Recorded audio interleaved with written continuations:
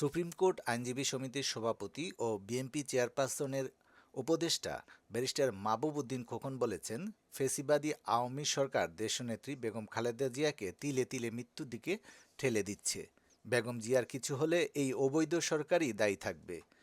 বেগম খালেদা জিয়ার সুস্থতা কামনায় দোয়া মাহফিল ও সুপ্রিম কোর্ট আইনজীবী সমিতির নির্বাচিত নির্বাহী সদস্য সৈয়দ ফজলে এলাহী অবির সাথে মতবিনিময় সভায় মাহবুব উদ্দিন খোকন একথা বলেন। ফুলবাড়ী ইউনিয়নের সাবেক চেয়ারম্যান ও বিশিষ্ট রাজনীতিবিদ এমদাদ হোসেন টিপুর সভাপতিত্বে ও যুবদলের সাবেক কেন্দ্রীয় নেতা এনামুল হক লিটন ও যুক্তরাজ্য যুবদলের সাবেক সাংগঠনিক সম্পাদক সৈয়দ লায়েক মুস্তফার যৌথ পরিচালনায় অনুষ্ঠিত এ সভায় প্রধান বক্তা হিসেবে উপস্থিত ছিলেন যুক্তরাজ্য বিএনপির সাধারণ সম্পাদক ও বিএনপির কেন্দ্রীয় নির্বাহী কমিটির সদস্য কয়সর এম আহমদ।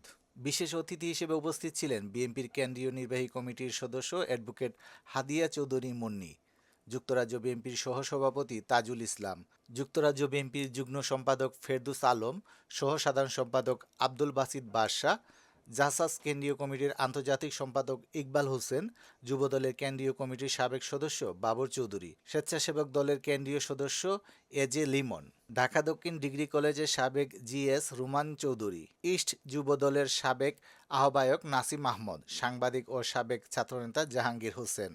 প্রধান বক্তার বক্তব্যে কয়সর এম আহমদ বলেন, বাংলাদেশের মাটি ও মানুষের নেত্রী, বাংলাদেশের মানুষের গণতন্ত্র ও ভোটাধিকার লড়াই করে যাওয়া নেত্রী বেগম খালেদা জিয়ার অবিলম্বে সুচিকিৎসা ও তার মুক্তি না দিলে দেশের জনগণ এই ডামি নির্বাচনের সরকারকে টেনে হিঁচড়ে ক্ষমতা থেকে নামাবে। সুপ্রিম কোর্ট আইনজীবী সমিতির নবনির্বাচিত সদস্য সৈয়দ ফজলে এলাহী অবি সবার প্রতি কৃতজ্ঞতা জানান। সবাই আরও উপস্থিত ছিলেন যুক্তরাজ্য যুবদল নেতা আতিকুর রহমান, লন্ডন মহানগর বিএনপি নেতা আমির হোসেন, কমলগঞ্জ উপজেলা ছাত্রদলের আহ্বায়ক কাজী ফয়সল, যুগ্ম আহ্বায়ক আলাল আহমদ, মদনমোহন কলেজের ছাত্রদলের আহ্বায়ক কমিটির সদস্য জিবরান আহমদ, বিএনপি নেতা আলিফ আহমদ, যুবদল নেতা জাকের আহমদ, মজুমদার জনি, কামরুজ্জামান চৌধুরী, মিজানুর রহমান জুয়েল সহ আরও অনেকে। সরকারের পরাজয় করার জন্য, আওয়ামী লীগ পরাজয় করার জন্য যুদ্ধ করতে হবে, গণতন্ত্রের যুদ্ধ, লড়াই করতে হবে। সেই লড়াই দেশে বিদেশে যে দেখেন সরিয়ে করতে হবে ইনশাল্লাহ। বেগম খালেদাকে মুক্ত করা হবে, পাশাপাশি এবং মানুষের ভোটাধিকার নিশ্চিত করতে হবে। আর আমাদের বেগম খালেদা জিয়া জাতিভেদের একটা প্রতীক, বাংলাদেশ, সারা বাংলাদেশে দেশ রক্ষার প্রতীক।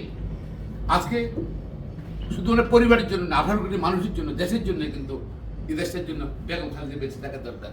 আমরা আল্লাহ তাআলার নিকট আল্লাহ প্রার্থনা করে, প্রেয়ার করে, আল্লাহ ওনাকে সুস্থ করে রাখো, বাংলাদেশ গণতন্ত্র যেন ওনার হাতে 1891 সালে গণতন্ত্র আবার যেন ওনার হাতেই, ওনার নেতৃত্বেই এবং তার গ্রহণ নেতৃত্বে বাংলাদেশ আবার গণতন্ত্র প্রতিষ্ঠা হয়, এই আশাবাদ করতে করে আল্লাহ যেন তাকে সুযোগ দেয়।